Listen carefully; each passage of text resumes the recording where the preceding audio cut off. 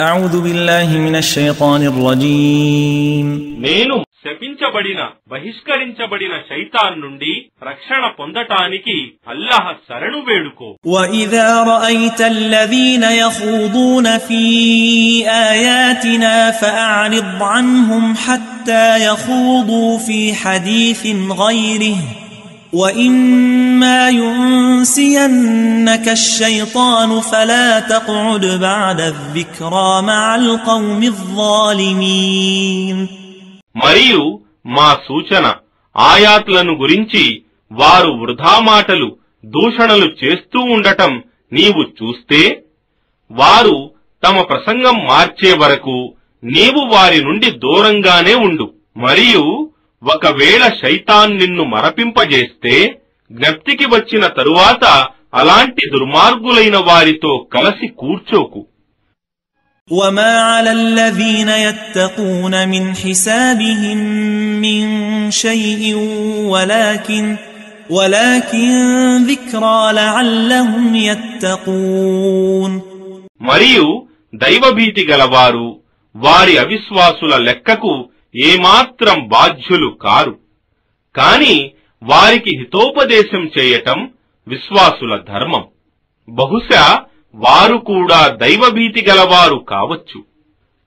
وذر الذين اتخذوا دينهم لعبا ولهوا وغرتهم الحياة الدنيا وذكر به أن تبسل نفس بما كسبت ليس لها من دون الله ولي ولا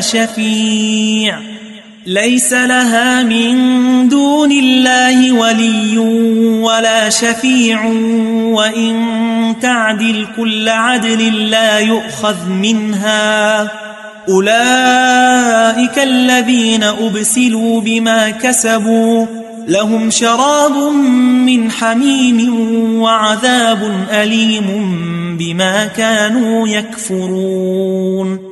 మరియు తమ ధర్మాన్ని ఒక ఆటగా మరియు కాలక్షేపంగా భావించే వారిని నీవు వదిలిపెట్టు. మరియు ఇహలోక జీవితం వారిని మోసపుచ్చింది. ఏ వ్యక్తిగాని తన కర్మల ఫలితంగా నాశనం చెయ్యబడకుండా ఉండటానికి ఈ ఖురాన్ ద్వారా హితోపదేశం చెయ్యి. అల్లాహ్ తప్ప అతనికి రక్షించేవాడుగాని సిఫారసు చేసేవాడుగాని ఎవ్వడూ ఉండడు. మరియు అతడు ఎలాంటి పరిహారం ఇవ్వదలుచుకున్నా అది అంగీకరించబడదు. ఇలాంటి వారే తమ కర్మల ఫలితంగా నాశనం చేయబడేవారు. వారికి తమ సత్య తిరస్కారానికి ఫలితంగా త్రాగటానికి సలసల కాగే నీరు మరియు బాధాకరమైన శిక్ష గలవు.